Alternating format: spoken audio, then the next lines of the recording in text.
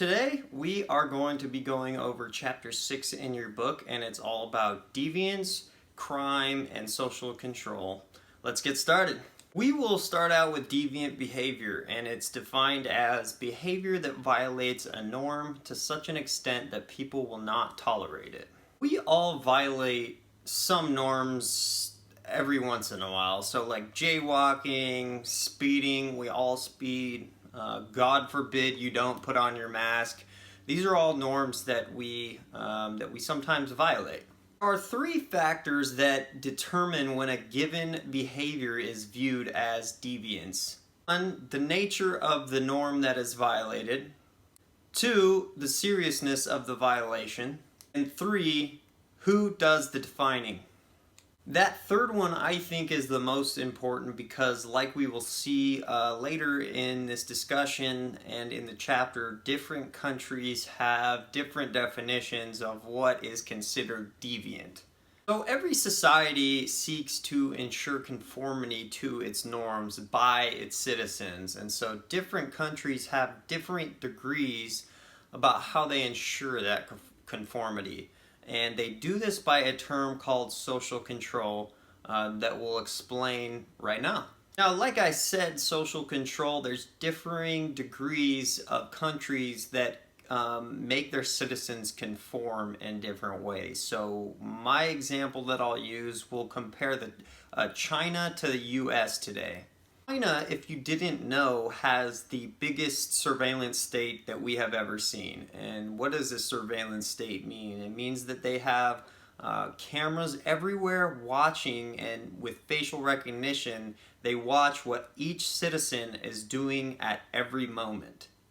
So, to increase the conformity among Chinese citizens, basically what they do is they use facial recognition, like I just said. They use GPS tracking, AI systems, and the citizens' phones to track basically every action, every transaction with money, everything, down to if you're talking about the government, they will know about it. And this is crazy scary. What the Chinese people, the citizens of China, they're always being monitored and they're always being watched by this big, gigantic surveillance state. What they're speaking about, what they're acting out, and even what they're thinking or Googling.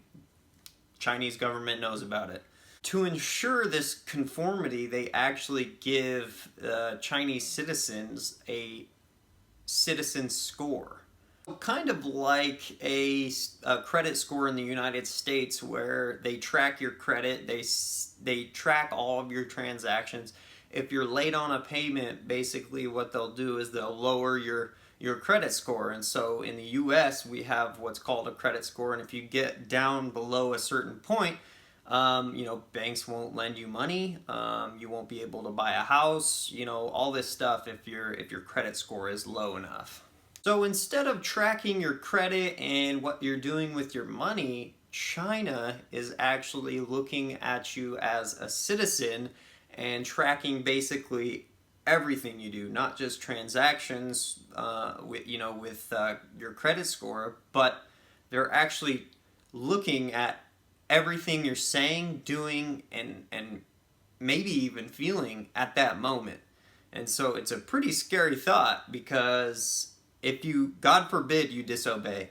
Let's say that you jaywalk too many times, you do something out of the ordinary of the Chinese norms, you'll get docked for your citizen score for that.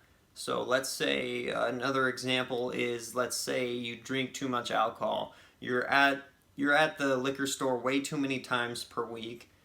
They can dock your citizen score for that as well. So if you get under a certain score, you actually have less freedoms and liberties as a Chinese citizen that has a higher score. I'm going to use a journalist as an example. I saw it on a YouTube video, and basically what he did was he came out against he was writing a piece about a government official, and it was negative.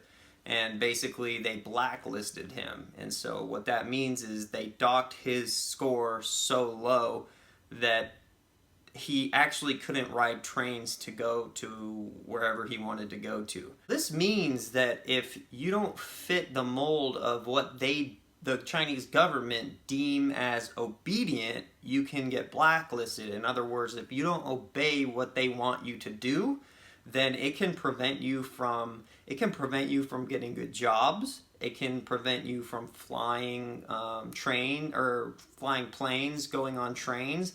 It can prevent you from even, like, in some cases, they can come and take your dog away. It can prevent you from having your kids get a good education and switch schools. All of this can happen if you have a low citizen score. And so this is a way to socially control everyone that's a citizen of China, basically. So this is a perfect example of social control, and they put positive and negative sanctions on you depending on if you're obedient. This is really scary if you're a citizen of China, because, like, what can you do? You can't revolt, like, because for one, if you even tell anybody about a revolution or something of that nature, they'll find out. You basically have no choice but to obey, and they can take everything from you if they want, even your dog. That's another reason why you should be thankful that you live in America, even though we're getting dangerously close to crossing that line. Social media apps, for example, they know a lot about you. They know when you're taking a dump. They know they're tracking what you're saying, what you're doing. The apps actually have algorithms that track what you've said and what you Google searched, so they can put ads in front of you that match those searches. It's getting weird. Twitter is also a good example of this. They've banned certain political people on the right, more on the conservative aisle, that they deem as dangerous. And what they do is they have these community guidelines, and if you aren't in line with what Twitter wants you to be saying, they can kick you off Twitter. And so we've actually seen this a couple weeks ago. The president tweeted, and look, man, I get not everybody likes the president's tweets, but you have to have some sort of freedom of speech, even though Twitter deems it as dangerous. And so they've actually deleted some tweets that the president has tweeted. Google, for example, has fired employees for making a memo that basically stated and explained the scientific reasons for why men and women differ. I don't want you guys to get it twisted. We're nowhere near the level of social control as China, but my point in bringing those examples up is that our tech companies and our social media apps, who are huge businesses that make a lot of money, are actually infringing on mostly freedom of speech, and they're trying to control what people say on their platforms. Be aware of that. I think more Americans should probably be aware about how the powers that be socially control everyone on their platforms, and whoever uses, like, everybody uses Google. And so I would just be aware of it. I think that more people awake to these things makes it harder for them to socially control what we say and do. Let's move on to the 3 perspectives of deviance. First perspective we're going to talk about is the absolutist perspective, and it's more of an objective view of reality, meaning that reality exists independently of one's ability to perceive it. Christians would actually take this view because we believe in an objective truth. We believe there is a good and evil. It doesn't matter who deems it as good and evil. There's a higher being that has an objective truth. This runs contrary to the normative perspective that states that reality is subjective. It just depends on, the time, the place, and the different people that view the situation in different ways. For example, in your book, it gives the example of, like, a culture at a given point in time may define something as good or evil, or a behavior as deviance, but maybe another culture doesn't. For example, one culture might think abortion is totally fine, and another culture might deem it as evil. It just depends on which culture you're in and how people respond. It's subjective in a sense that each culture deems what's good and evil in their own culture. And so we talked about this a little bit in chapter 3, I think. Chapter 3 or 4, it was called cultural relativism, and it was basically the same concept. Last perspective is the reactivist perspective, and it's a lot alike with the normative perspective. It's just a little more emphasis on what deviance is in relation to the people who perceive it a certain way, and so we're not going to get a lot into it. I just basically wanted you guys to know about the normative and the absolutist perspective. So the final topic of the day is crime. So I could tell you about laws, I could tell you about felonies, which are just higher basically than misdemeanors. Misdemeanors are basically infringements of the law that gets you less than a year of prison or jail time. Felonies are a little bit more serious. I could talk more about, cops and the judicial system, courts, juries. I think you guys probably know most about those kind of systems, and your book explains it, so read more about that. I kind of want to take it in a different direction, though. I actually looked up this thing that I want to share with you guys that I actually just learned a couple days ago. It's called the Gini coefficient, and what it is it's an index that's a number that represents how much inequality of income distribution there is in a given geographical area.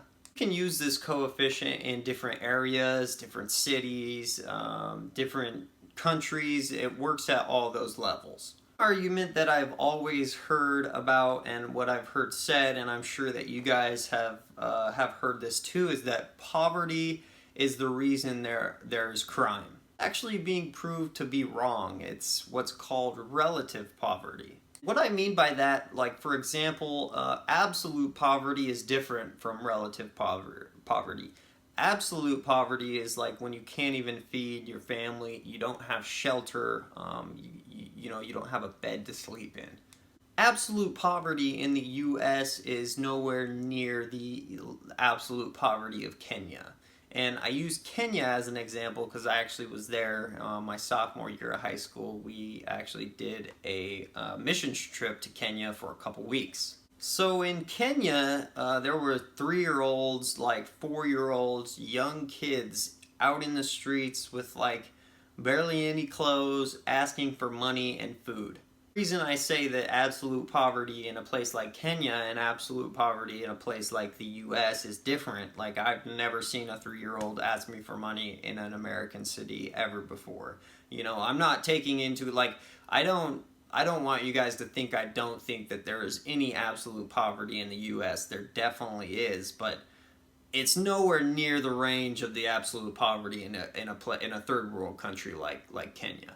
In the US, relative poverty might mean, well, the guy next door has a better house or a better car than me. I'm going to use Newfoundland as an example. For example, a lot of their citizens, the average citizen is working class. So it goes working class, middle class, and upper class, just based on the average income of the citizen. And so in Newfoundland, there's actually, their average are pretty poor, but everybody around them is poor as well. So the relative poverty is not that much because they don't see somebody that's way richer than them. They have a whole community that's kind of the same wealth, and it's really interesting because there's no crime. You would think there would be because, they're poorer than the average Joe.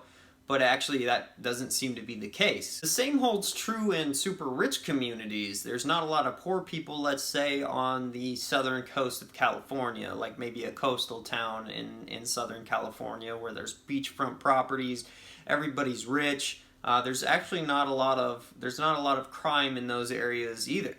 But let's say you take a place like New York City where there's poor people, there's some middle class people maybe with something in the bank, and then there's super rich people on the top floor of their suite overlooking Central Park. If you have all of those where the relative poverty is, well, the poor people can see all the rich people, crime skyrockets. So that means that the distribution in a place like New York City looks like this. If you've ever had a bell curve, like in Newfoundland, it would look like this. It would flatten out and go like this because everybody's kind of at that same average income. With a place like New York, the bell curve would be like this because there's a lot of rich people, and there's a lot of poor people as well. And so basically, if you have a very steep bell curve, then crime skyrockets. Aggressive behavior among young men, usually within their own ethnic group, starts to begin to skyrocket in those areas as well, because mostly young men are the ones doing the crime. The reason for this, I think, is because if the hierarchy is way too steep, then the people who stack up at the bottom, and mainly young males who do the crime, are just going to say, to hell with it. You know, if we can't make it to the top by working hard, we'll just count on our deviant behavior. We'll go outside the norms, and we'll do crimes to try to basically balance the scales. Well, the moral of the story is that jealousy is a very ruthless and intoxicating emotion. Those were just the 3 things that I learned from the chapter. There's way more to study in there, so read it yourselves. There's a lot that I didn't get to today. But yeah, go read it yourselves. Thanks for hanging out, guys. I'll have a post up on Populi within the day about what's due for the rest of the week. And as always, be checking for those updates. And we'll see you guys next time. Thanks.